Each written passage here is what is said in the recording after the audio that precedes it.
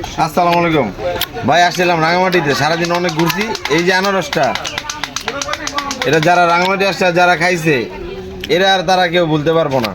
আমরা আসলাম আজকে বিকেলবেলা, এখন ঝুলন্ত ব্রিজের এই পারে সিঁড়ি উঠেই দেখি এই আপু আনারস বিক্রি করতেছে, সেই মধু। এখন আরেকটা নিলাম, এখন দেখি আপুরে বলি যে রাঙামাটি আইসা আনারস না খায় কেউ যাইবেন না ভাই, এই মিস কেউ করবেন না। এই মিস মানে রাঙামাটি মিস না কাটুক কাটে থাক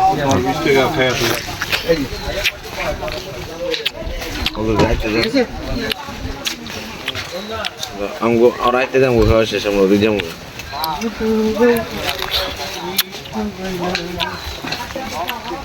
এটা কিন্তু এক ধরনের এটা খাবেন, পেটের ভিতরে গুঁড়ো কিডনি আছে না, সকালে খালি পেটে খাবেন রেগুলার, গুঁড়ো কিডনি চলে যাবে।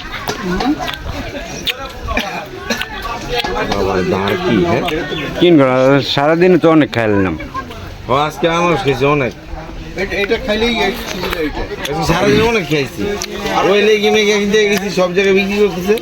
আর একটা কাজ হবে, সেটা হলো চর্বি কাটবে।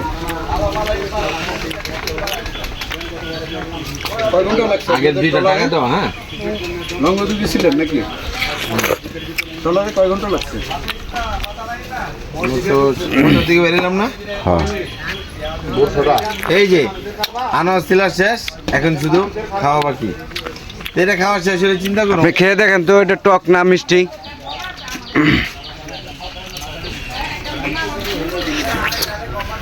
ওরে ভাই, আলহামদুলিল্লাহ। আবারও বলতে চাই, রাঙামাটি আইসা এটার কেউ মিস করবেন না।